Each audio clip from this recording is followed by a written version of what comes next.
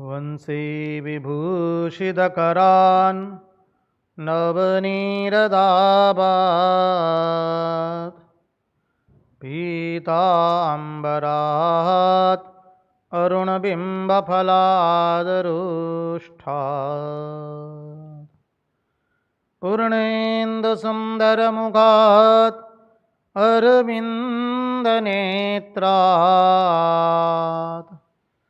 कृष्णात् परं किमपि तत्त्वम् अहं न जाने। कृष्णात् परं किमपि तत्त्वम् अहं न जाने। स्वस्ति श्रीगणेशाय नमः। श्रीसरस्वत्यै नमः। श्रीगुरुभ्यो नमः। वक्रतुण्डमहाकाय सूर्यकोटिसमप्रभ निर्विघ्नं कुरु मे देव सर्वकार्येषु सर्वदा। नारायणं नमस्कृत्य नरं चैव नरोत्तमं देवीं सरस्वतीं व्यास ततो जयमुदीरयेत्। नमस्ते शारदे देवी सरस्वती मतिप्रदे वसत्वं मम जिह्वाग्रे सर्वविद्याप्रदा भव। गुरुर्ब्रह्मा गुरुर्विष्णु गुरुर्देवो महेश्वरः गुरुर्साक्षात् परब्रह्म तस्मै श्रीगुरवे नमः। सच्चिदानन्दरूपाय विश्वोत्पत्त्यादिहेतवे तापत्रयविनाशाय श्रीकृष्णाय वयं नुमः। ॐ नमः परमहंसास्वादित चरणकमलचिन्मकरन्दाय भक्तजनमानसनिवासाय श्रीरामचन्द्राय विश्वसर्गविसर्गादि नवलक्षणलक्षितं श्रीकृष्णाख्यं वरं धाम जगद्धाम नमामि तत्। ॐ स्थापकाय च धर्मस्य सर्वधर्मस्वरूपिणे अवतारवरिष्ठाय रामकृष्णाय ते नमः। मुखं करोति वाचालं पंगुं लंघयते गिरिं यत्कृपात्वमहं वन्दे परमानन्दमाधवम्।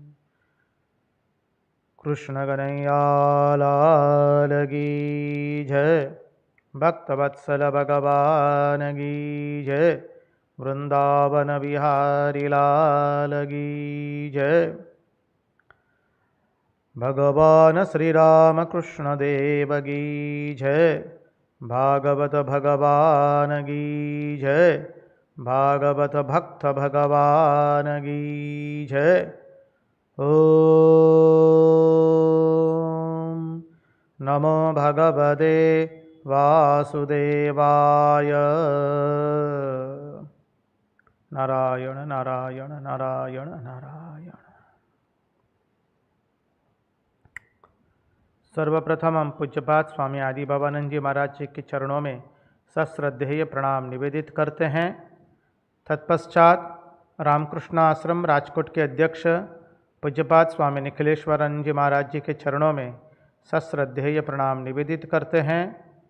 उपस्थित पूज्यपाद प्रभु सेवानंद जी महाराज एवं पूज्यपाद शंकरेशानंद जी महाराज सह अन्यान्य सभी सन्यासी महात्माओं के चरणों में एवं विरक्तों के चरणों में हम सश्रद्धेय प्रणाम निवेदित करते हैं। और जो कोई भी सदृश्य श्राव्य माध्यम से भागवत रसामृत का रसपान कर रहा है, उन सब के हृदय में निवासित उस अनंत अखंड अविनाशी परब्रह्म परमात्मा को मुहुर मुहुर वंदन करके आइए भागवत रसामृत में हम अवगाहन करें। योऽन्तःप्रविश्य मम वाचमिमां प्रसूत्वां सञ्जीवयत्नखिलशक्तिधरस्वधाम्ना अन्यांश्च हस्तचरणश्रवणत्वगादीन् प्राणान्नमो भगवते पुरुषाय तुभ्यम्।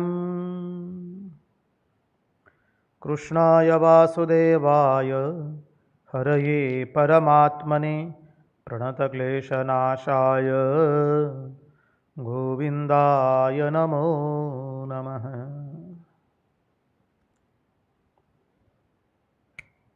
नारायण नारायण नारायण नारायण।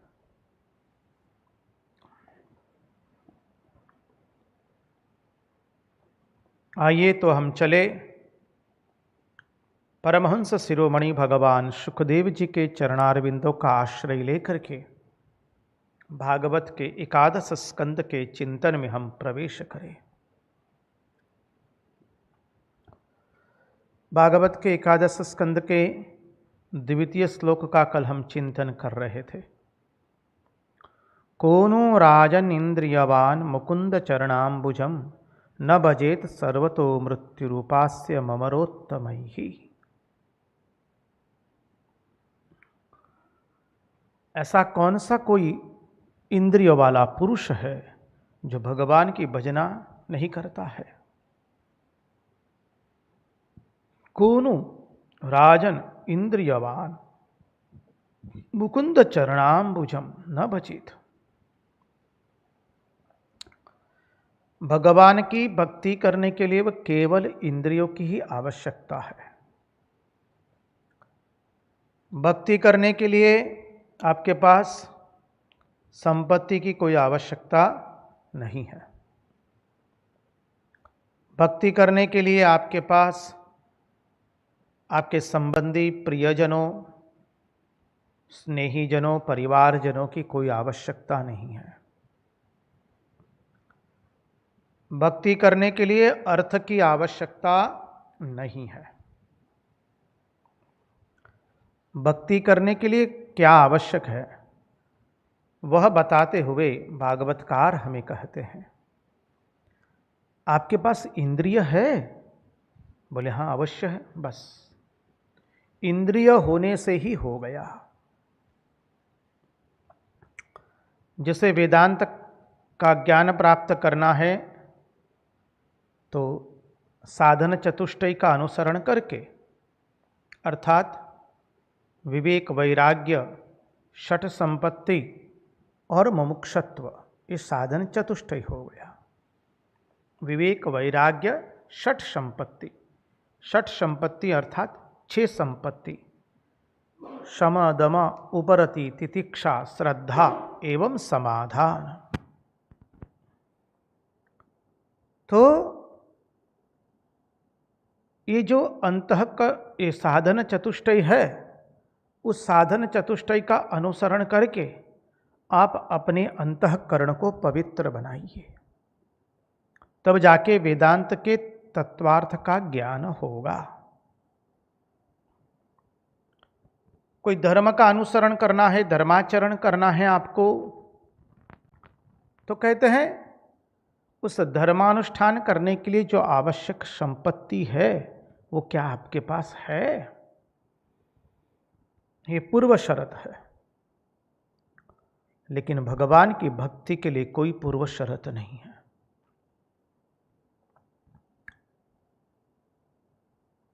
आपके पास इंद्रिय है, पंच ज्ञानेन्द्रिय, पंच कर्मेंद्रिय, नेत्र, कर्ण, नासिका, चर्म और जिह्वा,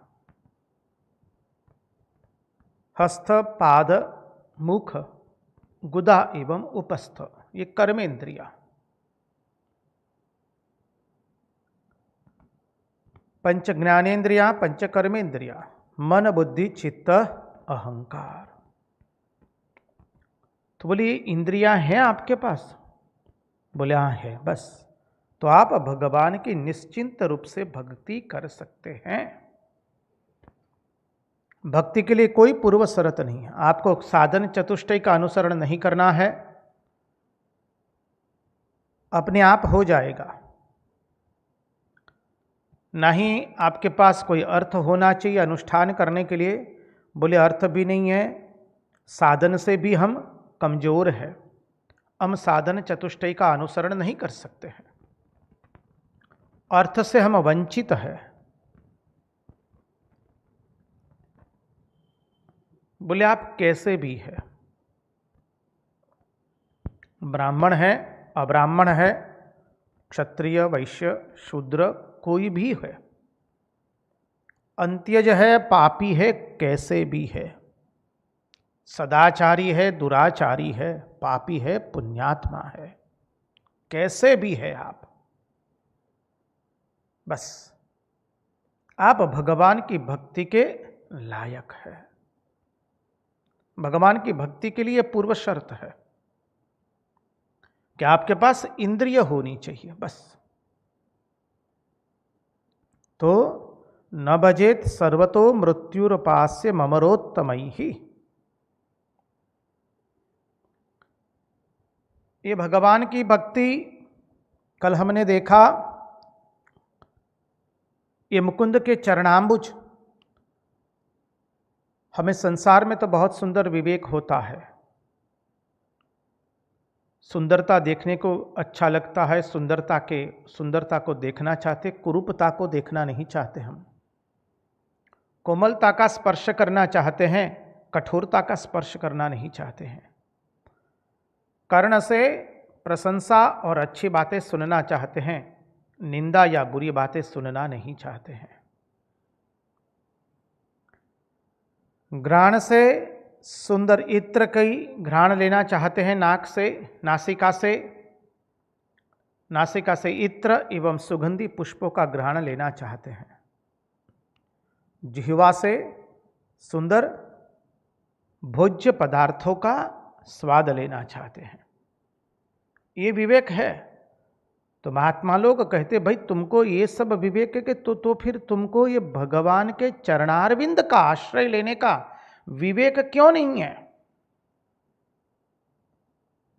जब तुमको इस संसार व्यवहार में इतना विवेक है तो फिर भगवान के चरणारविंद के आश्रय लेने का विवेक क्यों नहीं है तुमको? समझ लो, भगवान के चरणारविंद ऐसे ही है, सुंदर है। इसलिए तो महात्मा लोगों ने कहा, शास्त्र ने कहा, जिसने ईश्वर के चरण कमल का दर्शन किया है उसके लिए सौंदर्य से सौंदर्यवान अप्सराएं भी चिता के भस्म की जैसी हो जाती है। उपमा है ये। अर्थात जिसने भगवान के चरणारविंद का दर्शन किया उसके जगत का या त्रिभुवन का या समस्त ब्रह्मांड का कोई भी व्यक्ति, कोई भी पदार्थ, कोई भी घटना अच्छी नहीं लगती है। उसको पान करना है केवल भगवान के अधरामृत का, उसको घ्राण लेना है तो श्री कृष्ण गंध का, वो स्पर्श करना चाहते तो भगवान के श्री अंग को, भगवान के श्री चरण को स्पर्श करना चाहते हैं। सुनना चाहते हैं तो केवल भगवान की सुंदर लीला माधुरी का श्रवण करना चाहते हैं, इसके अतिरिक्त तो और कुछ भी नहीं।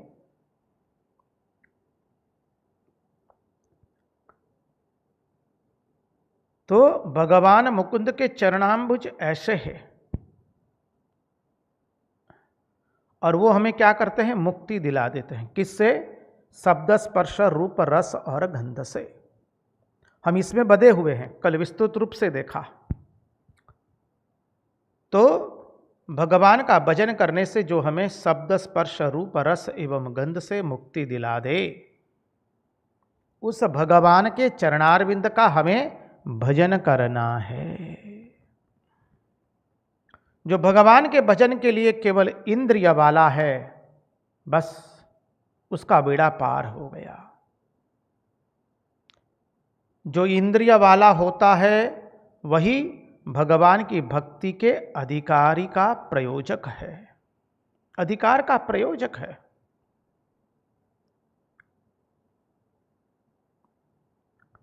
देखिए भगवान का सौंदर्य कैसा है। हमने दशम स्कंद के वेणुगीत, जो पूर्वानुराग का गीत है, उसका चिंतन करते हुए देखा था। जब भगवान वेणु बजाते हैं, भागवतकार लिखते हैं, वंशी विभूषित करान नवनीरदाबात पीतांबरात अरुणबिंब फलादरोष्ठात् पूर्णेन्दु सुंदर मुखात अरविंद नेत्रात् कृष्णात् परम किमपि तत्त्वम् अहम न जाने।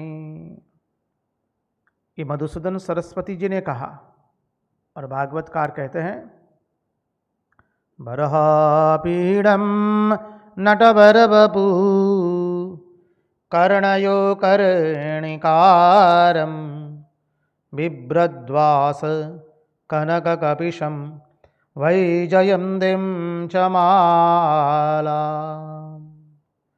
रन्ध्रावेणुरदरसुदया पूरयन् गोपवृन्दै वृन्दारण्यं स्वपदरमणं प्राविशत् गीतगीरतिः।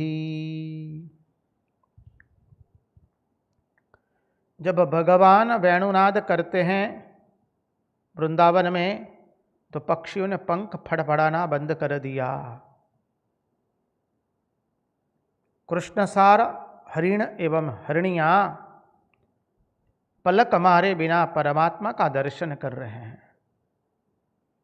गायों के मुंह में घास वैसा का वैसा रह गया, नेत्रों से अश्रु गिरने लगे।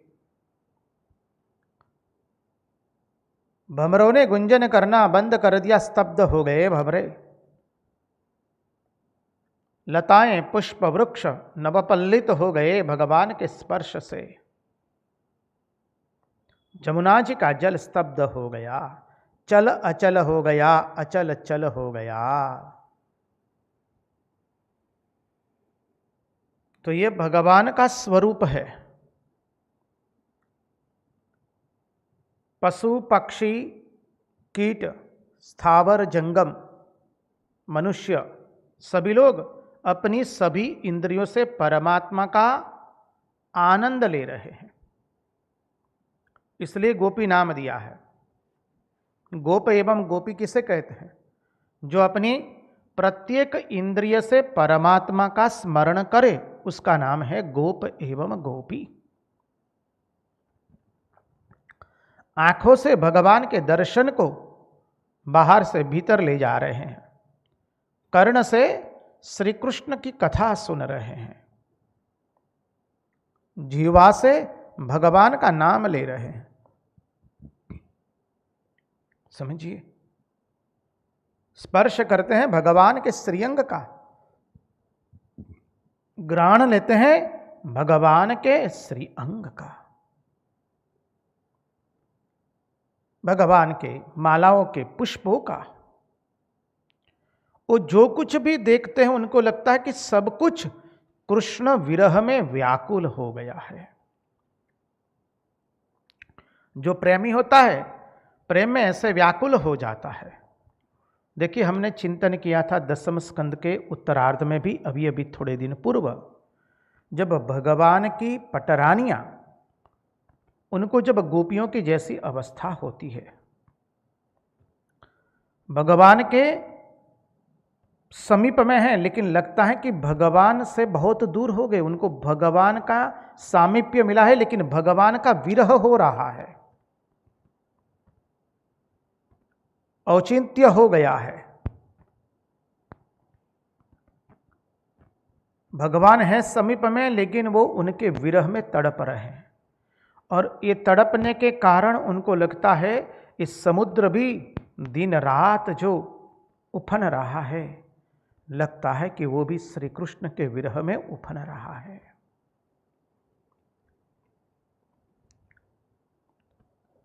चकवा एवं चकोर दोनों रात्रि भर एक दूसरे में विरह कर रहे, कृष्ण विरह में रो रहे हैं ऐसा लग रहा है उनको। मेघ जो है वो बरस जाते हैं तो उनको लगता है कि वो कृष्ण विरह में अपने नेत्रों से आंसू बहा रहे हैं। स्वयं विरही है, इसलिए सबको भगवान के विरह में, संपूर्ण प्रकृति को भगवान के विरह में व्याकुल देखते हैं। इसलिए हम लोग स्तुति गाते हैं तो उसमें गाते हैं ना, जिहवे सदैवं भज सुंदराणि नामानि कृष्णस्य मनोहराणि समस्त भक्तार्थ विनाशनानि गोविंद दामोदर माधवेति।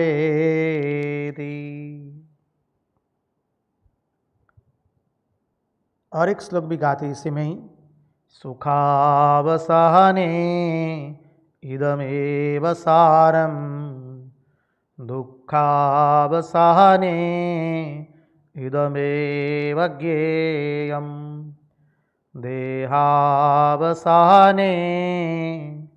इदमेव जाप्यं गोविंद दामोदर माधवेति। विक्रेतुकामा किल गोपकन्या मोरारिपादार्पितचित्तवृत्ति दध्यादिकं मोह वशादवोचद् गोविंद दामोदर माधवेति।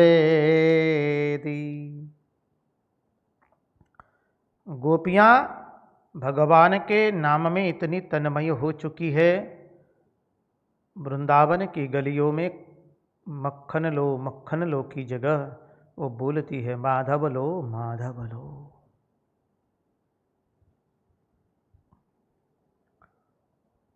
सुख में स्मरण करने का नाम एक ही है, सुख में सार वस्तु भी एक ही है। दुखावसाने इदमेव ज्ञेयम्, दुख में ज्ञान करने की भी वस्तु एक ही है, और शरीर जब चला जाए तब झपने के योग्य भी एक ही वस्तु है, और वह क्या है? श्री कृष्ण गोविंद हरे मुरारे, हे नाथ नारायण वासुदेव, जिह्वे पिबस्वा मृतमेतदेवं गोविंद दामोदर माधवेति।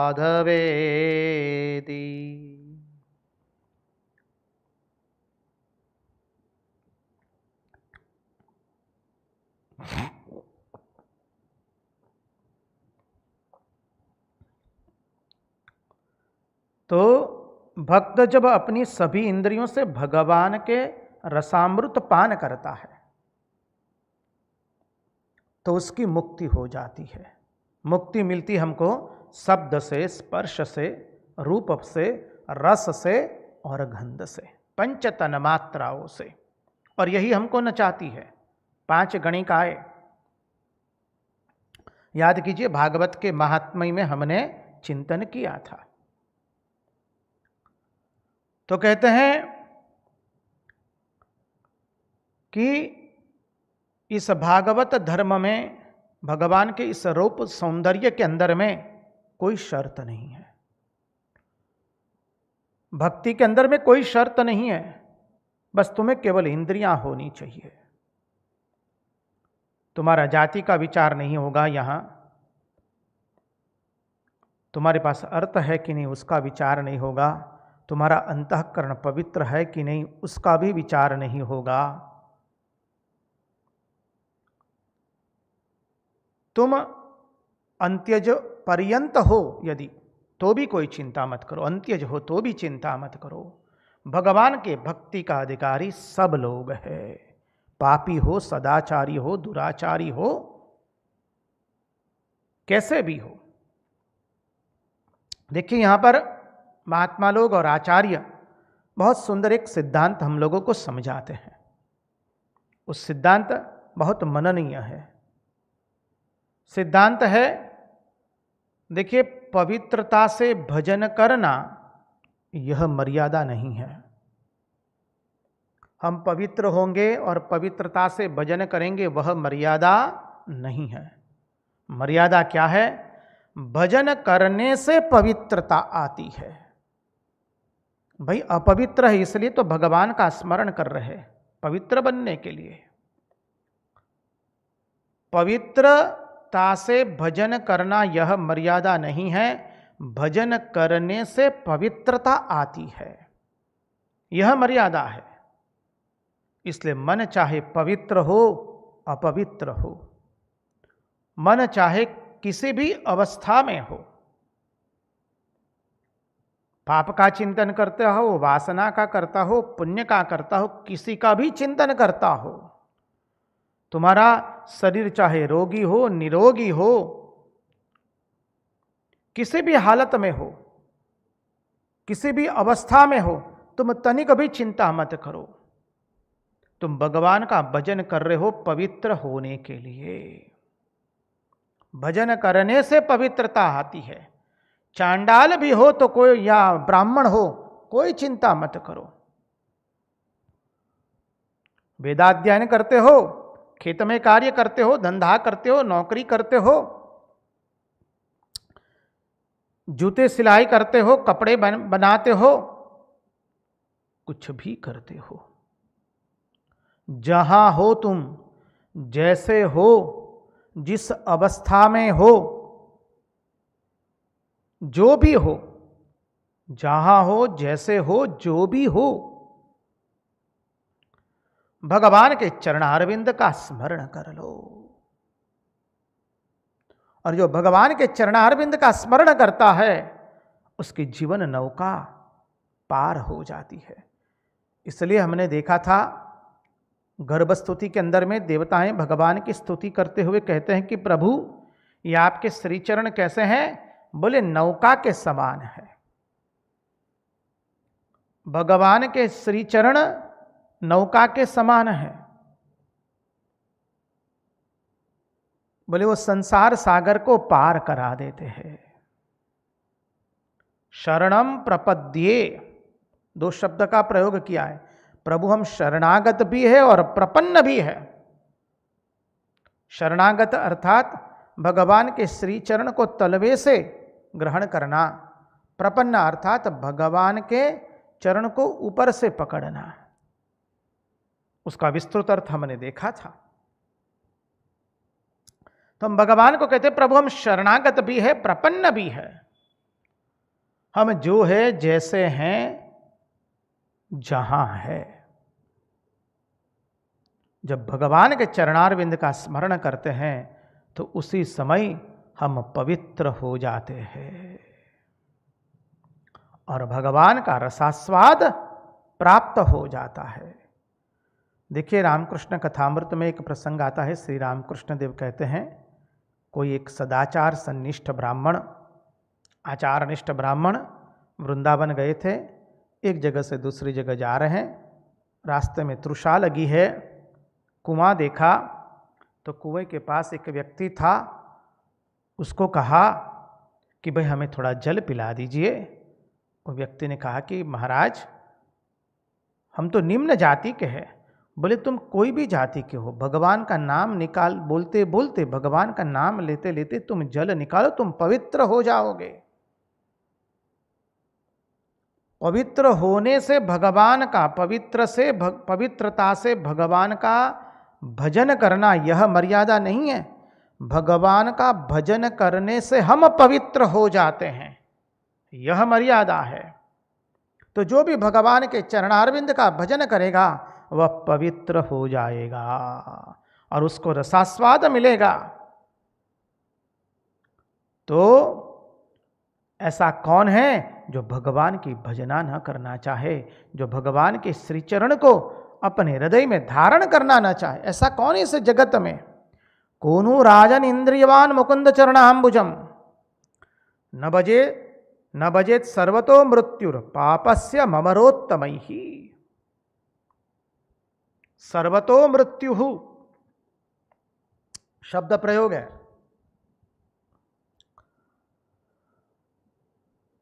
तुम्हारे चारों ओर, मानिए हमारे सबके चारों ओर तो मृत्यु ही मृत्यु है। देखिए, चारों ओर मौत से हम घिरे हुए हैं। अभी तो ये कोविड पैंडेमिक चल रहा है, कोविड-19 पैंडेमिक चल रहा है। चारों ओर मृत्यु ही मृत्यु हो रही है। विश्व में कहीं 8.5 लाख से अधिक लोगों की मृत्यु हो चुकी है। भारत में हो रही है, विश्व के अनेक देशों में हो रही है। चारों ओर तो मृत्यु हो रही है। और चाहे ये पैंडेमिक हो या न हो, एपिडेमिक हो, पैंडेमिक हो या कुछ भी हो, सब समय तो देखते संसार में चारों ओर मृत्यु हो रही है। संसार उसी का नाम है, यहां कोई आ रहा है, कोई जा रहा है। एक और दूल्हा घोड़े पे चढ़ रहा है तो एक और किसी का जनाजा उठा जा रहा है। एक और वाह वाह है तो एक और आंसू भरी आह आह है। संसार इसी का नाम है। कोई आ रहा है, कोई जा रहा है। तो संसार में जहां जाओगे वहां इंद्रियों के द्वारा संसार के विषयों के भोगों में फंसोगे। जहां भी जाए हम इंद्रियों के द्वारा संसार के विषयों में फंस जाएंगे। इंद्रिय यही करती है। परांच खानी व्यतृणत स्वयंभू तस्मात् परांग पश्यति नान्तरात्मन कश्चित धीर प्रत्यगात्मानम ऐक्षत आवृत्त चक्षु अमृतत्वमिच्छन। भगवान ने इंद्रियां ही ऐसी बनाई हैं कि वो सब समय बाहर की ओर देखती है, भीतर की ओर नहीं देखती है। सब समय बाहर का आनंद प्राप्त करने के लिए वो लालायित है। अंदर गोत लगाव प्यारे, अंदर गोत लगाव, बाहर ढूंढत जन्म गवाया, आखर खत्ता खाया। इसलिए रंगदूत महाराज कहते कि भाई अंदर गोत लगाओ, तुम भीतर की ओर मोड़ो। तुमने बाहर में बहुत ढूंढा, तुम तो खत्ते ही खाए, अर्थात धक्के खाए। सब समय हम ठगे गए हैं। जब बाहर में आनंद ढूंढते हैं, कोई व्यक्ति में, कोई वस्तु में, कोई घटना में, क्योंकि वो अधिक से अधिक आधा घंटा आनंद देता है, बाद में उसमें प्रतिक्रिया आती है। एकमात्र भगवद आनंद ऐसा है जिसमें कोई प्रतिक्रिया नहीं आती है। तो भोजन में मृत्यु है, महात्मा लोग समझाते हैं। भोजन में मृत्यु है, गंध में मृत्यु है, रूप में मृत्यु है, स्पर्श में मृत्यु है, घ्राण में मृत्यु है। भोजन में मृत्यु है। बोले कैसे? अरे भोजन रख दो बना करके, कितना भी स्वादिष्ट भोजन बनाया हो आपने, पूरे 56 भोग बनाए हैं और उसको रख दिया कुछ काल के लिए, तो क्या होगा? अपने आप खराब हो जाएगा। अधिक भोजन कर लेंगे तो लोग मर जाते हैं, पेट फट जाता है, मृत्यु हो जाती है। तो भोजन में मृत्यु है, अर्थात जिह्वा में, शब्द में मृत्यु है। जब बहुत अधिक किसी की पर निंदा पर चर्चा सुन ली है, अधिक कुछ नकारात्मक सुन लिया है, तो मनुष्य अपने आप दुर्बल बन जाता है। मानसिक रूप से वो अत्यंत दुर्बल बन जाता है। तो कहते भोजन में मृत्यु है, गंध में मृत्यु है।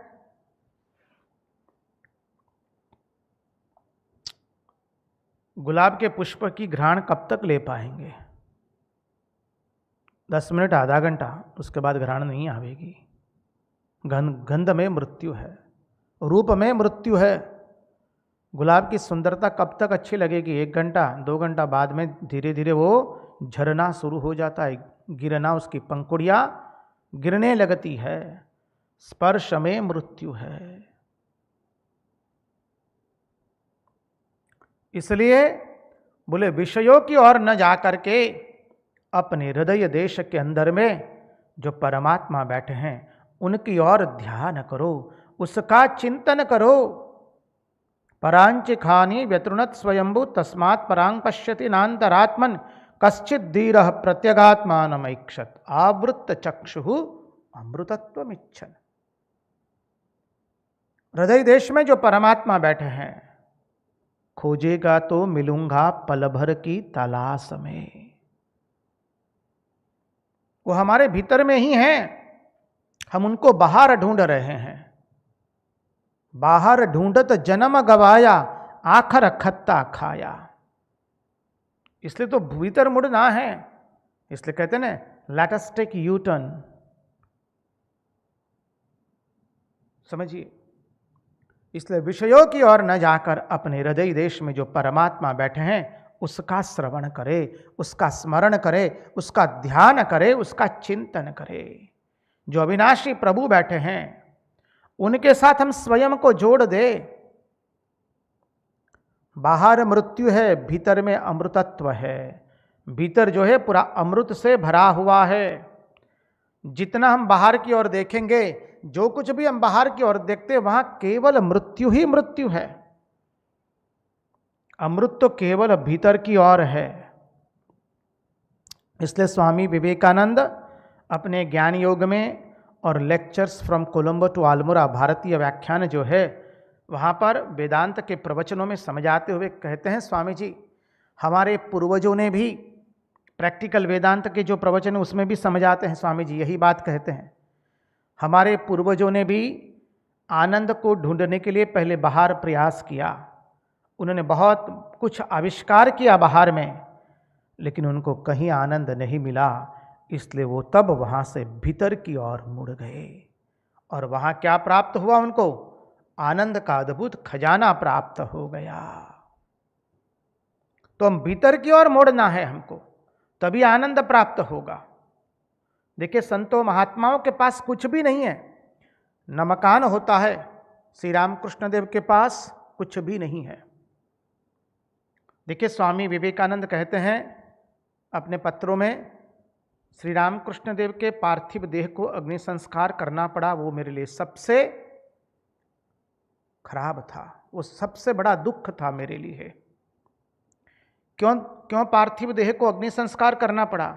क्योंकि श्री रामकृष्ण देव का जब शरीर चला गया, तब श्री रामकृष्ण देव के नाम पर या श्री रामकृष्ण देव के पास सुई की नोक जितनी भी जमीन नहीं थी। शास्त्रीय सिद्धांत से सन्यासी के शरीर को अग्नि संस्कार नहीं करते हैं,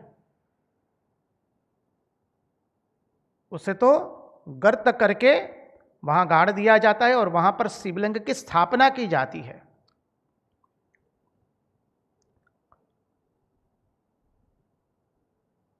लेकिन श्री रामकृष्ण देव के जीवन में ऐसा नहीं हुआ। उनके शरीर चले जाने के बाद अग्नि संस्कार करना पड़ा है। आप सब लोग जानते हैं, श्री रामकृष्ण देव का शरीर चला गया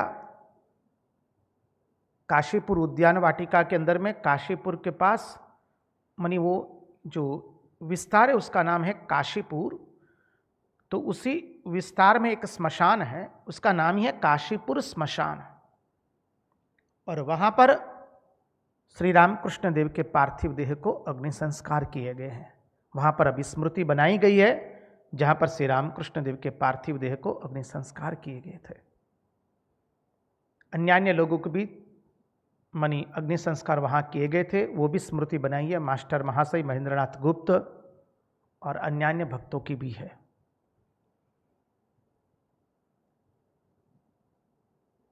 तो देखिए, श्री रामकृष्ण देव के पास कुछ भी नहीं था, न जमीन थी, न मकान था, न कुछ अपना कहने के लिए था, फिर भी श्री रामकृष्ण देव सदैव आनंद में है। महात्माओं के पास कुछ भी नहीं होता है। आएगा भी तो नव योगेंद्र का संवाद आवेगा, उसमें देखेंगे।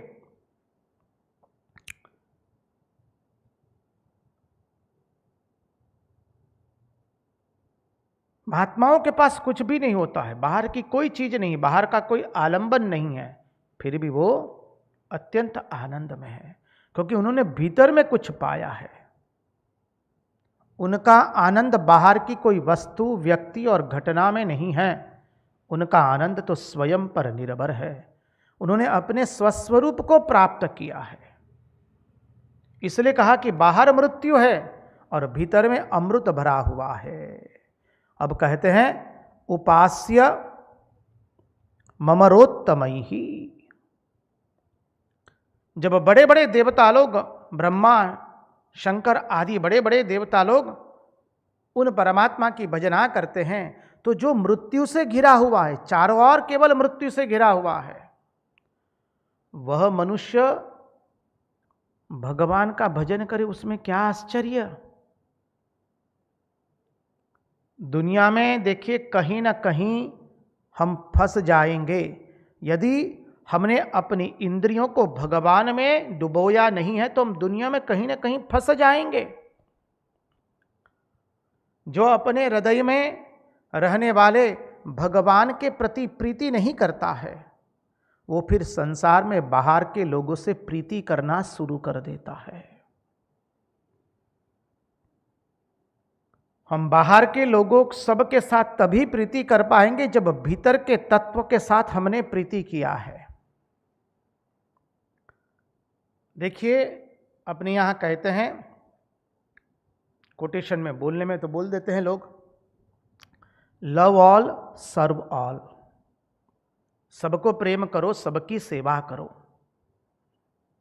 अब सबको प्रेम करना क्या आसान है ना? क्या पहले तो प्रेम क्या है वही हम नहीं जानते हैं। तो प्रेम तो तभी हम किसी से कर पाएंगे, सबसे, जब हम स्वयं परमात्मा से हमने प्रेम किया है, क्योंकि वही सब में बैठा हुआ है। हम यदि इसको प्रेम करने जाएंगे, उसको प्रेम करने जाएंगे, उसको प्रेम करने जाएंगे, तो वो परिच्छिन्नता का प्रेम हो गया, वो कभी शक्य होने वाला नहीं है। एक महात्मा से एक भक्त ने कहा कि महाराज ऐसा आशीर्वाद दीजिए हम सबको प्रेम कर पाए, मैं सबको प्रेम करूं। महात्मा ने कहा बोलना आसान है, पहले भगवान से प्रेम करो, तभी तुम सबसे प्रेम कर पाओगे। और परिच्छिन्नता से सबको प्रेम करने गए तो हम पागल हो जाएंगे, चिड़चिड़े हो जाएंगे, विफल हो जाएंगे। वो संभव ही नहीं है, असंभव है। इसलिए जो सब में बैठा हुआ तंतु है परमात्मा, अहम सर्वभूतानाम हृदयेर्जुन तिष्ठति, उस परमात्मा को प्रेम करेंगे तो हम सबको प्रेम कर पाएंगे। इसलिए देखिए श्री रामकृष्ण देव सबको प्रेम करते हैं। क्यों? क्योंकि उन्होंने उस परम तत्व को प्राप्त किया है। सबकी सेवा करते हैं। क्यों? क्योंकि वो अभी कोई एक शरीर में आबद्ध नहीं रहे, वो अल्पात्मा नहीं, वो महात्मा है। आएगा महात्मा का अर्थ हम आगे देखेंगे विस्तृत रूप से। महात्मा का अर्थ है जिसने अपने आत्मा को सर्व के अंदर में देख लिया है,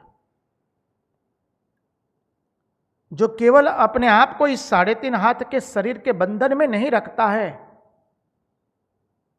जो किसी से परिच्छिन्न नहीं है, सबसे अपरिच्छिन्न है। इसलिए स्वामी विवेकानंद ने कहा, I call him Mahatma whose heart bleeds for others. मैं उसी को महात्मा कहता हूं जिसका हृदय दूसरे के लिए द्रवीभूत होता है, अन्यथा वह दुरात्मा है। तो महात्मा अर्थात क्या किया उसने? हम दूसरे के बारे में कब सोच पाएंगे, दूसरे के दुख का अनुभव कब कर पाएंगे? जब हम अपरिच्छिन्नता में आ जाएंगे, परिच्छिन्नता में नहीं रहेंगे।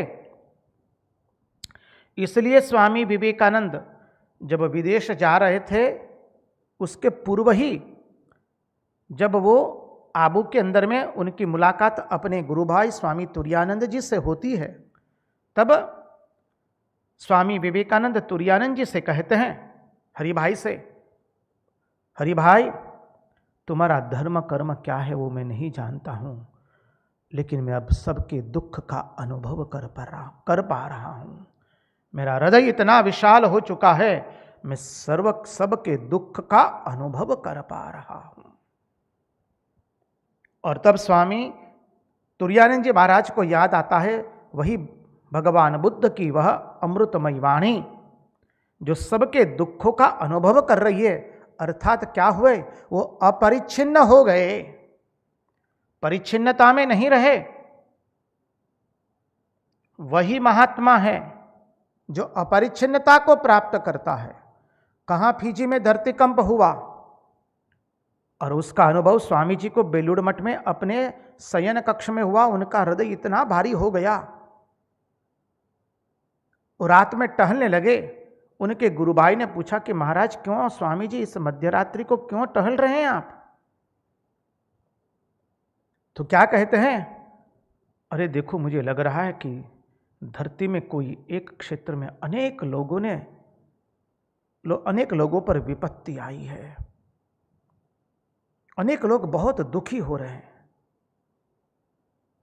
दूसरे दिन जब समाचार सुना कि फिजी के अंदर में बहुत बड़ा धरतीकंप आया था और अनेक लोगों ने अपनी जान गंवा दी, अपरिच्छिन्नता को प्राप्त हुए हैं। यही महात्मा के लक्षण हैं। स्वामी विवेकानंद अपने कक्ष के अंदर में बेलूड़ मठ में रो रहे थे, रात्रि के अंदर में, मध्यरात्रि में। उसके बगल में ही कहीं कोई एक कमरे में स्वामी विज्ञानंद जी ठहरे हैं। उनको मध्यरात्रि में किसी की रोने की आवाज़ आ रही है। उनको आश्चर्य, वह कौन रो रहा है। धीरे से बाहर निकले, देख रहे हैं कि स्वामी जी के कक्ष में से आवाज़ आ रही है रोने की। उस कक्ष की ओर गए तो कक्ष खाली भीतर से बंद नहीं था, खाली ऐसे दरवाजा बंद किया था। It was not lashed up from inside. Vigyanand ji ने धीरे से दरवाजे को स्पर्श किया तो दरवाजा खुला। स्वामी विवेकानंद अपने कक्ष की फर्श पर रो रहे थे, इतना रो रहे थे कि उनके वस्त्र गीले हो गए हैं। स्वामी विज्ञानंद जी कहते हैं कि महाराज आप, स्वामी जी आप इतना रो क्यों रहे हैं? भारतवर्ष के उत्थान के लिए। भारतवर्ष के अंदर में जो दीन दुखी पीड़ित वंचित है, शोषित है,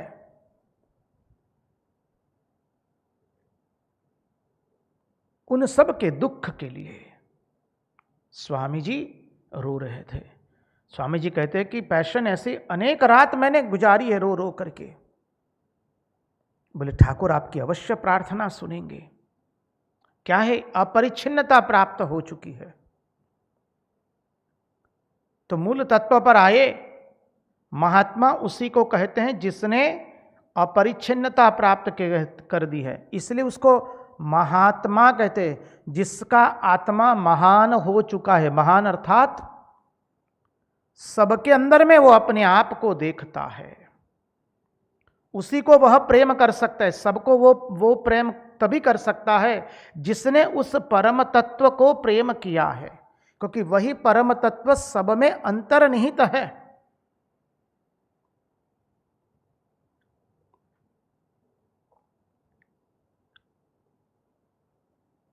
तो उपास्य ममरोत्तमई ही मूल बात पर आवे।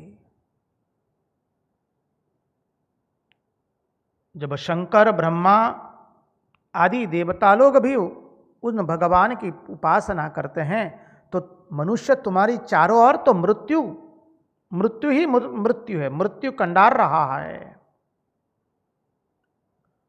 यदि तुम दुनिया में कहीं न कहीं फंसोगे तो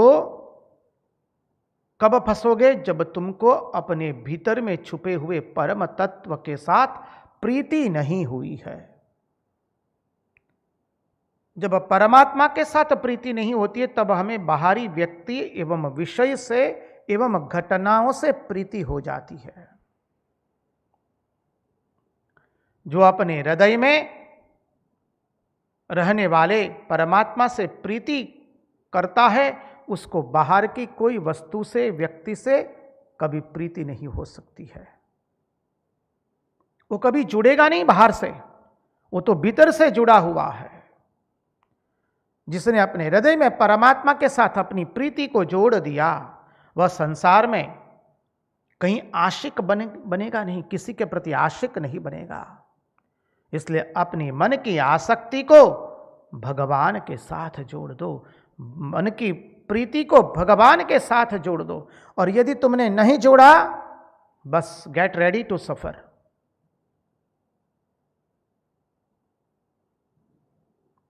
अब नारद जी के मन में भगवान के प्रति ऐसी प्रीति थी कि द्वारिका छोड़ करके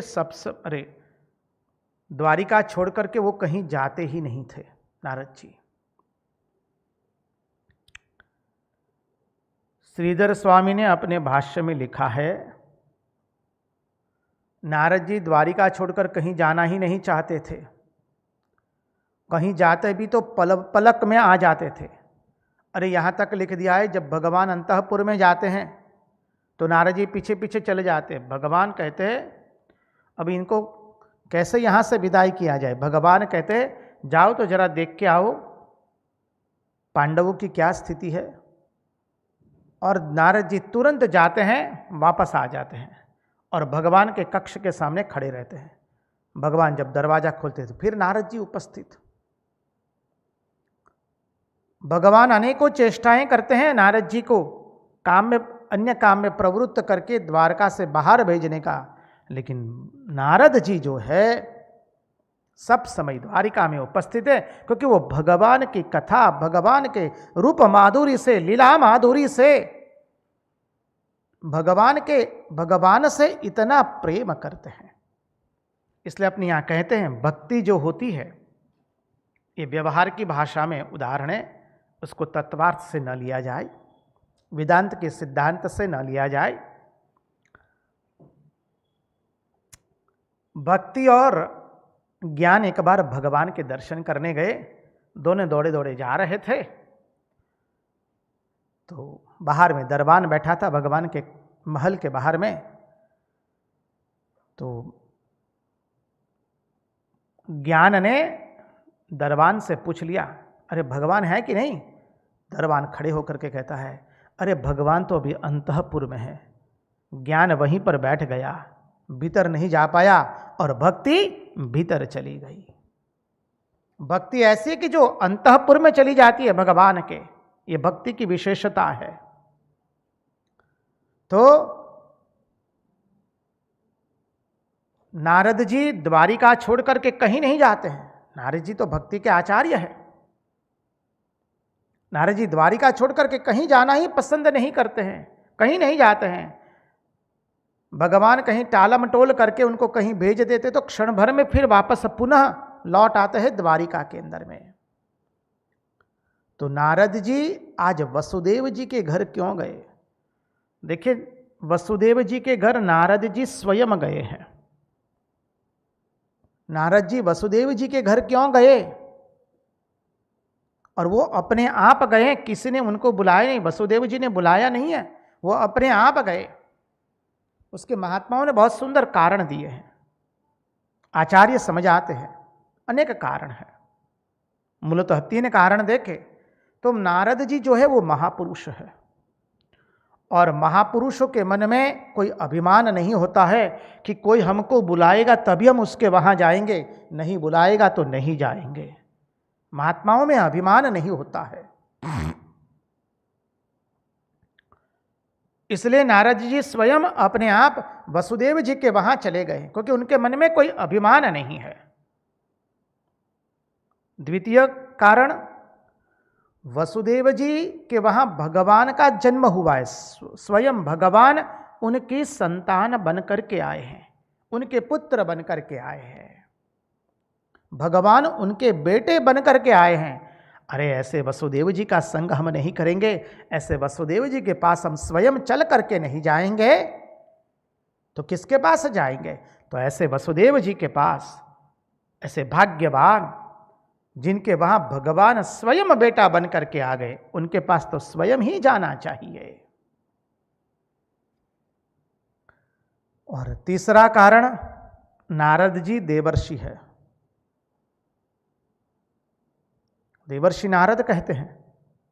वसुदेव के अंदर में भी देखिए वसु और देव शब्द अंत में आता है, वसुदेव।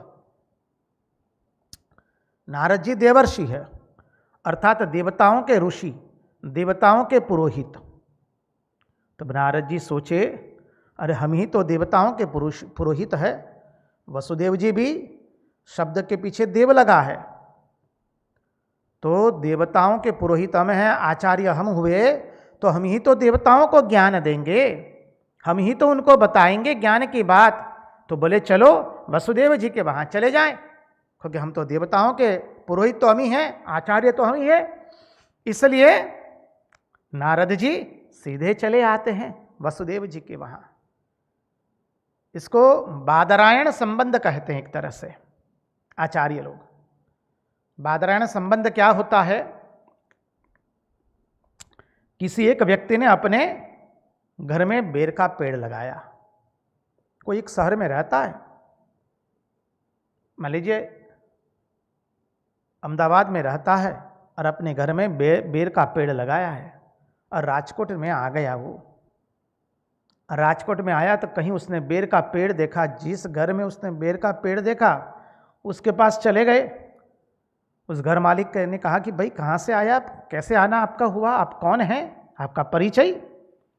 तो वह व्यक्ति कहता है, देखिए आपके घर में ये बेर का पेड़ देख करके हम समझ गए कि आप भी बेर के प्रेमी हैं। जानते हम भी बेर के प्रेमी हैं, हमने भी हमारे घर में बेर का वृक्ष लगाया है, और आपके घर में भी जब हमने देखा कि बेर का वृक्ष है तो हम समझ गए आप भी बेर के प्रेमी हैं। तो हम तो दोनों एक ही वस्तु के प्रेमी हो गए, इसलिए हम आपके यहां चले आए। असंबंध में संबंध बनाया। शास्त्र की दृष्टि से देखें तो असंबंध में संबंध बनाया। भगवान के भक्त लोग भी असंबंध में संबंध बना लेते हैं। भाषाएं अलग है उनकी, कोई गुजराती बोलता है, कोई तेलुगु बोलता है, कोई कन्नड़ा बोलता है, कोई तमिल बोलता है, कोई हिंदी बोलता है, कोई बंग भाषा बोलता है, कोई उड़िया बोलता है, कोई मराठी बोलता है, अरे कोई विदेश की भाषा बोलता है, अंग्रेजी बोलता है, स्पेनिश बोलता है, कोई न जाने क्या क्या भाषाएं बोलते हैं, लेकिन सब लोगों ने संबंध बनाया, असंबंध में संबंध बना लिया। कैसे? क्योंकि वो सब लोग एक ही परमात्मा के प्रेमी हैं। असंबंध में संबंध बना लिया। देखते हैं, आप कहीं गए हो, मान लीजिए रास्ते में कहीं जा रहे हैं, अचानक कोई एक दुकान में गए और वहां पर श्री राम कृष्ण देव, मां शारदा, स्वामी विवेकानंद की सुंदर एक त्रैमूर्ति छवि कोई अपरिचित दुकानदार के अंदर में आपने देख ली। दुकानदार ने दुकान में रखी है और सुंदर पूजा कर रहा है उसकी। आप उनको पहचानते नहीं है, लेकिन आप परिचय कर देंगे उनके साथ। अच्छा, आप भी क्या श्री रामकृष्ण देव को मानते हैं, बचते हैं क्या?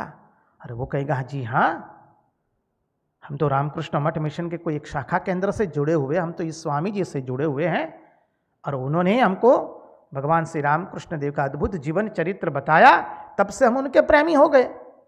आप भी कहेंगे भाई हमारे साथ भी यही घटा है, असंबंध में संबंध बना दिया। तो नारद जी ऐसे हैं, असंबंध में संबंध बनाने वाले। आगे वाला सिद्धांत बहुत सुंदर आता है, उसकी चर्चा हम एक भजन के श्रवण के बाद करेंगे। महाराज जी से नम्र निवेदन रहेगा, कृपया एक भजन का रसास्वादन कराइए। अब खूब हंसो, अब खूब हंसो, अब खूब हंसो अब खूब हंसो रोते हो इस विध क्यों प्यारे। अब खूब हंसो अब खूब हंसो रोते हो इस विध क्यों प्यारे। हंसते के साथ हंसे दुनिया रोते को कौन बुलावे रे। अब खूब हंसो अब खूब हंसो रोते हो इस विध क्यों प्यारे।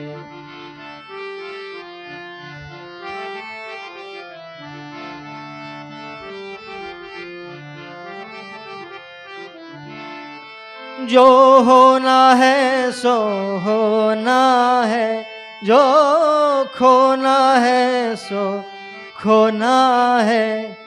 सब सूत्र प्रभु के हाथों में, फिर चिंता काहे करो प्यारे। सब सूत्र प्रभु के हाथों में, फिर चिंता काहे करो प्यारे। अब खूब हंसो अब खूब हंसो रोते हो इस विध क्यों प्यारे।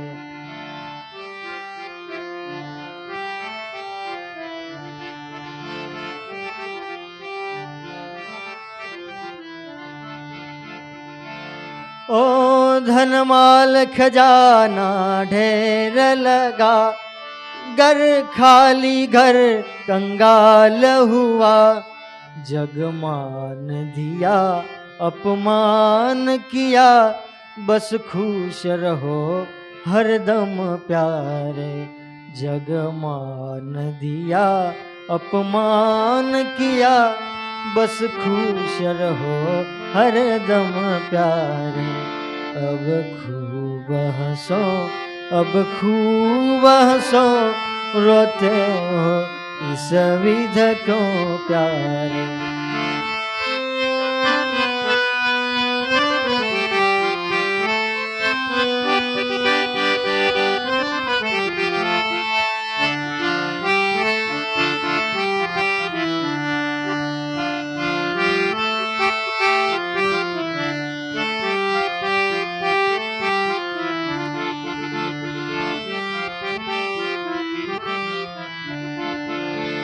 ओ सुतदारा पिता मित चलती के, सुतदारा पिता मित चलती के। पढ़ती में साथन को चले, असुवन मोती कबहू न बने। फिर रोने से फल क्या प्यारे। असुवन मोती कबहू ना बने, फिर रोने से फल क्या प्यारे। अब खूब हंसो अब खूब हंसो रोते हो इस विध क्यों प्यारे।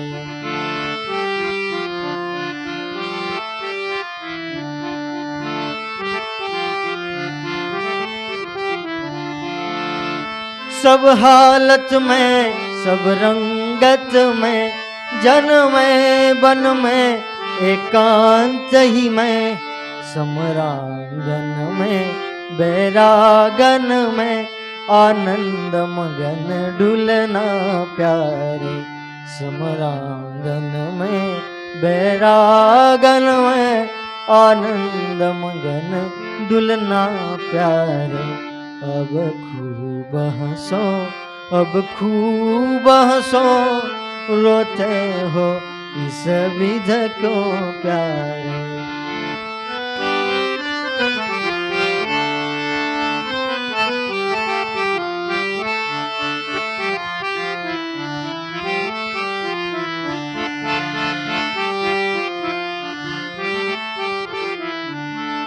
प्रभु को जग में, जग को प्रभु में प्रभु को जग में, जग को प्रभु में।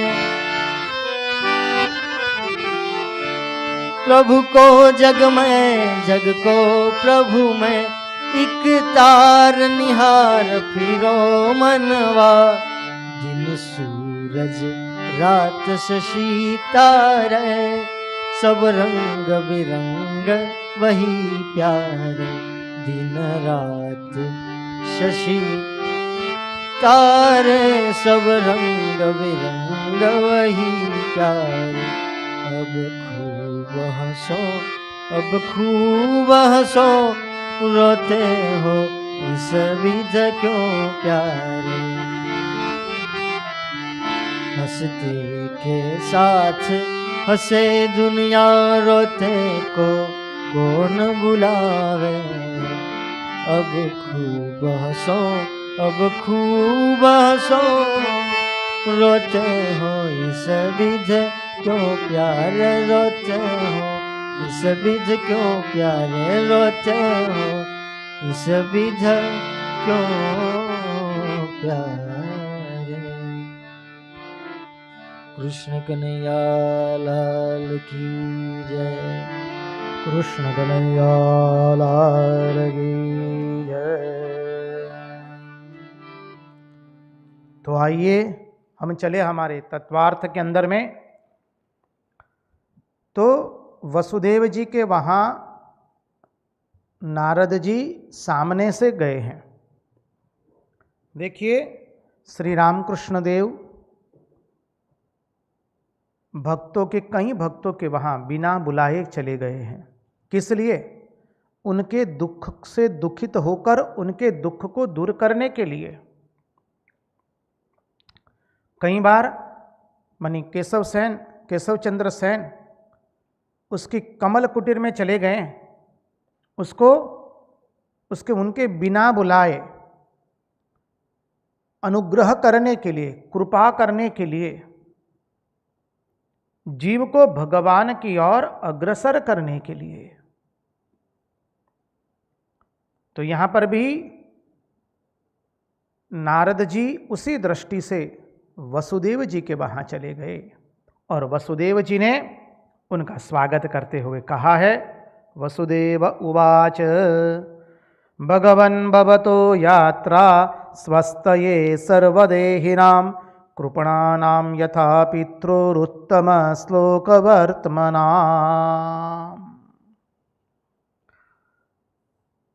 भगवन् भवतो यात्रा स्वस्तये,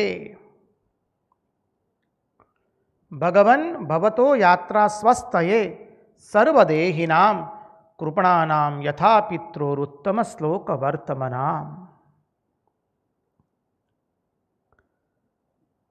कृपणानां यथा पितृरुत्तम श्लोकवर्त्मनाम्। पहले तो भगवन शब्द देखे, भगवन शब्द संबोधन किया गया है। जैसे आजकल लोग कहते हैं ना सर और मैडम करके, तो महात्माओं को भगवन कह करके संबोधन किया जाता है। भगवन आप आए, बहुत अच्छा लगा, आपके चरण हमारे कुटिया पर गिरे, हमारे गृह में गिरे, हम पवित्र हो गए, हमारा घर पवित्र हो गया। ये भगवन संबोधन है। तो कहते कृपणानाम यथा पितृरुत्तम श्लोक वर्तमनाम। जैसे कोई संतान दूर रहती हो और माता पिता उस संतान के पास स्वयं चले जाए, तो क्या किस लिए गए?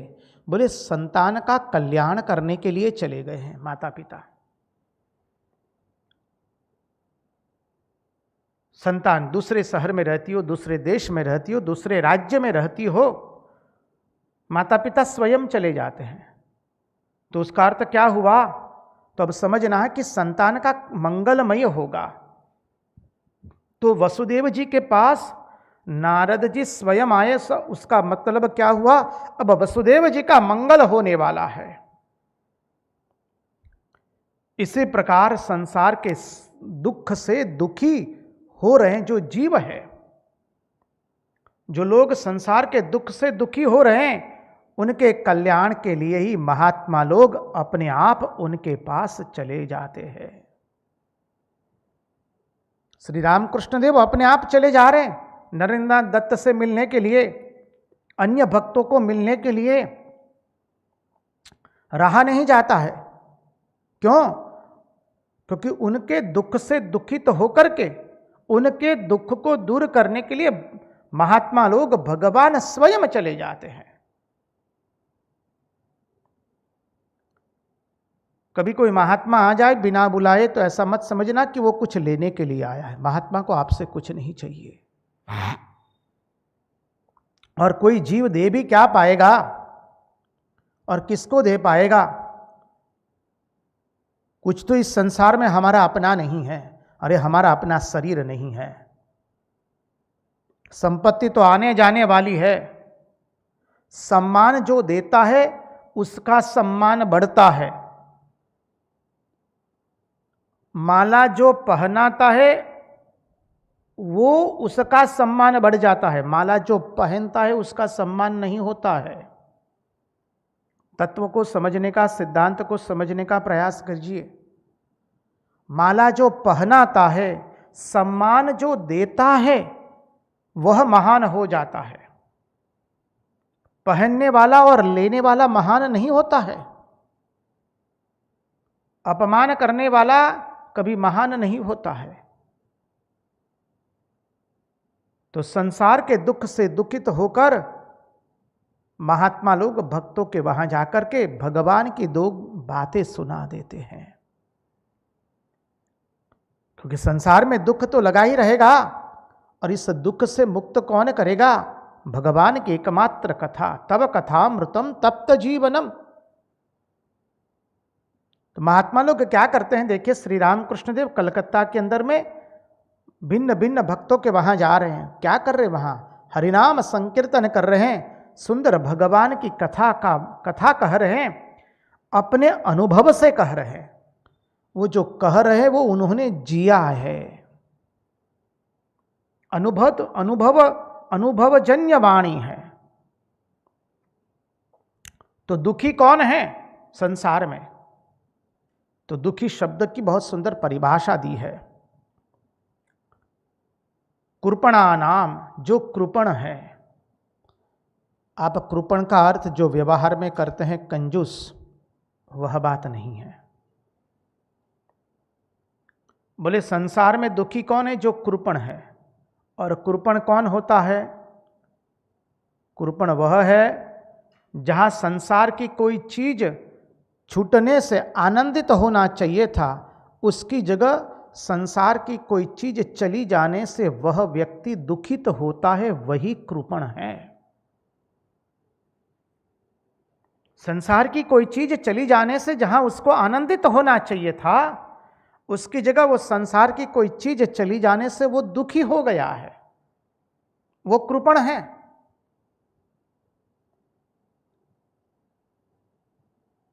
हमारे नरसिंह मेहता ने तो कह दिया, भलू थयू भागी झंझाड़ भजीसु सुखे श्री गोपाल। जब सब मर गए, भार्या चली गई, संतान चले गए, नरसिंह ने कह दिया, अरे बहुत ही अच्छा हुआ, सब चले गए, भलू थयू भागी झंझाड़, सब जंजाल चली गई। अब निश्चिंत होकर हम भगवान का भजन करेंगे। एक महात्मा थे, ऐसे लोगों के बीच में रहते हैं जहां कोई उनको सम्मान नहीं देता है। बुरे लोग थे, जो साधु क्या होता है वो भी नहीं जानते हैं। साधु को उचित सम्मान देना तो बहुत दूर की बात हो गई। साधुता क्या होती है, साधु क्या होते वो भी नहीं जानते थे, बहुत उच्च कोटि के।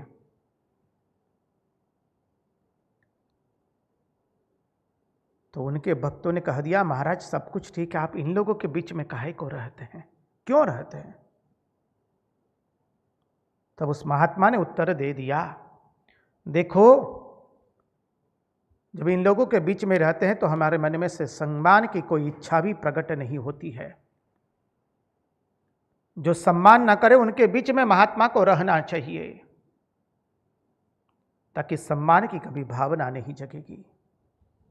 श्री रामकृष्ण देव के अंतरंग सन्यासी शिष्य स्वामी अद्भुतानंद जी महाराज, लाटू महाराज, प्रेस में रहते थे।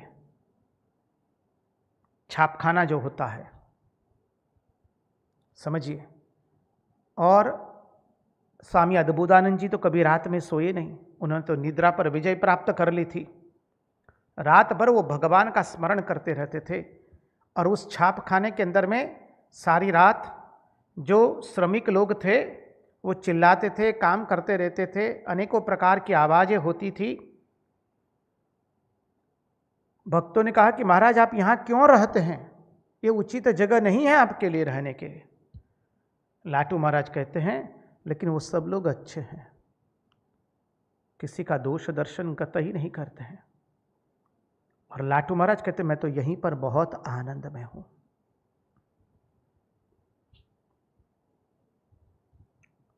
सभी प्रतिकूल परिस्थिति में वो रहते हैं, जहां उनको कोई पहचान न पाए, जहां उनको कोई जान न पाए, अपने आप को छिपाते हैं।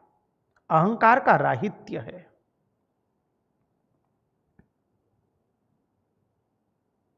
मूल बात पर आए, कृपण कौन है? जहां संसार की कोई चीज छूट जाने से आनंदित होना चाहिए था, वहीं पर वह व्यक्ति संसार की कोई चीज छूट जाने से दुखी होता है, वह कृपण है।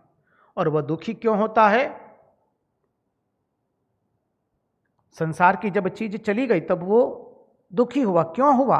क्योंकि उस चीज को, उस वस्तु को, उस व्यक्ति को, उस घटना को वो पकड़ करके रखना चाहता है। वो व्यक्ति दुखी क्यों होता है? क्योंकि वह व्यक्ति उस वस्तु को, व्यक्ति को और घटना को पकड़ करके रखना चाहता है।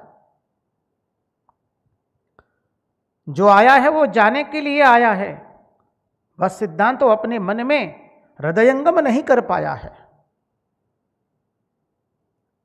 वो पकड़ करके रखना चाहता है, इसलिए दुखी होता है।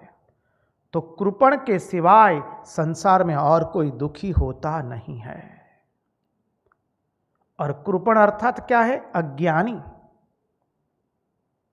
जो मैं और मेरा करके संसार के अंदर में फंस गया है। मैं कौन समझा? वो इस शरीर को उसने मैं मान लिया, 3.5 हाथ के शरीर को, बस इस शरीर को ही मैं मान लिया, वही सबसे बड़ा अज्ञानी। और मेरा, बोले मेरा कौन है? ये मेरे संतान मेरे हैं, मेरी भार्या मेरी है, मेरे स्वजन मेरे हैं, प्रियजन मेरे हैं, मेरे मित्र मेरे हैं। ये सब अज्ञान के कारण आता है, मैं और मेरा। तो अज्ञान के कारण जिसने इस शरीर को स्वयं मान लिया, अज्ञान के कारण संसार के वस्तुओं को मेरा मान लिया। ये घर मेरा है, यह गाड़ी मेरी है, ये सब चीजें मेरी है, ये जमीन मेरी है, ये संपत्ति मेरी है। हम बहुत बार चिंतन कर चुके हैं कि संसार ईंट पत्थरों से नहीं बना हुआ है। संसार मैं और मेरा का नाम ही संसार है। और अज्ञानी वही है जिसने मैं मेरा करके इसमें वो फंस गया है। तो जिसको आत्मा का बोध नहीं हुआ, परिणाम स्वरूप उस सब चीज को पकड़ के रखता है। और एक अधिक गूढ़ार्थ में जाए, जब शरीर मेरा नहीं है तो बोले अंतःकरण भी मेरा नहीं है। मेरा मन नहीं है, मेरी बुद्धि नहीं है, मेरा चित्त नहीं है, मेरा अहंकार भी नहीं है। मनोबुद्धि अहंकार चित्तानि नाहं, न च श्रोत्र जिह्वे न च घ्राण नेत्रे, न च व्योम भूमिर् न तेजो न वायु, चिदानंद रूपः शिवोऽहं शिवोऽहम्। बोले यह अंतःकरण में यह वृत्ति लाना कि भाई मेरी वृत्ति भगवदाकार बनी रहे, वो भी परमात्मा के मार्ग में विघ्न है। मेरा अंतःकरण ऐसा बना रहे, वो भी विघ्न है प्रत्यक चैतन्य भिन्न के अनुभव में। ये बहुत उच्च वेदांत की बात है। सरल अर्थ से व्यवहारू अर्थ में देखें तो भाई मेरा अंतःकरण भी मेरा नहीं है, क्योंकि अंतःकरण में जो वृत्ति उठती है, अभी उठी अभी खत्म हो गई, तो जो सतत बदलता रहता है वो मेरा नहीं है, वो मैं नहीं हूं। ना वो मेरा है ना मैं वह हूं। तो अंतःकरण भी मेरा नहीं है, मन भी मेरा नहीं है, बुद्धि भी मेरी नहीं है, चित्त भी मेरा नहीं है, अहंकार भी मेरा नहीं है। तो जिसे जो अंतःकरण को पकड़े हुए हैं, शरीर को भी पकड़े हुए नहीं, केवल अंतःकरण को पकड़े हुए हैं, और उसको वो छोड़ना नहीं चाहता है। जिसे आत्मा का ज्ञान नहीं हुआ है वही ये सब चीज को पकड़ता है। जिसे आत्मतत्व का बोध नहीं होता है वही अज्ञानी है। जो मैं और मेरा करके दृश्य पदार्थ में कहीं पर भी चिपक गया है, दृश्य पदार्थ हुआ तो जड़ हो गया, तो मैं और मेरा करके दृश्य पदार्थ में कहीं भी, चाहे वह अंतःकरण हो, अंतःकरण भी तो दृश्य है अर्थात जड़ है। इसलिए भगवान भगवदपाद कहते हैं मैं मन नहीं हूं, बुद्धि नहीं हूं, चित्त नहीं हूं, अहंकार नहीं हूं। अरे मैं जागृत अवस्था भी नहीं हूं, स्वप्नावस्था भी नहीं हूं, सुषुप्ति अवस्था भी नहीं हूं। तो जागृत स्वप्न सुषुप्ति जो बाहर हो भीतर हो, किसी भी चीज को पकड़ कर बैठ गया होगा, उसका नाम कृपण है। कोई भी चीज को पकड़ करके बैठ गया, बाहर में या भीतर में, भीतर में पकड़ा अंतःकरण को, बाहर में पकड़ा जड़ पदार्थ को। तो महात्मा लोग कहते हैं अरे वो मूर्ख मनुष्य, भगवान को मेरा समझो। हमारा आपा ही हमारा अपना अपना है, हमारे आपा के अतिरिक्त हमारा अपना कोई नहीं है। संसार की किसी चीज को अपना मत समझिए। इसलिए भक्त लोग भी प्रार्थना करते हैं प्रभु मैं शरणागत हो गया हूं। देखिए जब साधक साधना करते करते थक जाता है, अपने साधना के बल पर वो भगवत प्राप्ति नहीं कर सकता है, अपने साधना के बल पर अपने मन में उठने वाले तूफान जो है उसको वो शांत नहीं कर पाता है, अपनी वासनाओं को निवृत्त नहीं कर पाता है, वो थक गया है।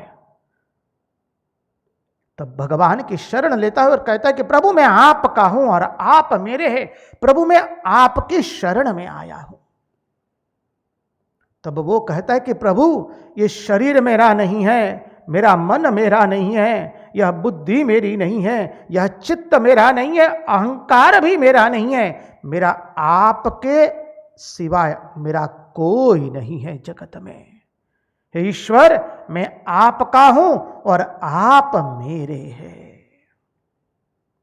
इसलिए हमारे भक्ति शास्त्र के आचार्य बारंबार हमें कहते हैं जीवन में और कुछ न कर सको, पुनः पुनः इस उक्ति का श्रवण किया करो, पुनः पुनः उस उक्ति का चिंतन करके उसको उद्धृत किया करो, प्रभु आप मेरे हैं और मैं आपका हूं, आपके अतिरिक्त मेरा इस जगत में कोई नहीं है।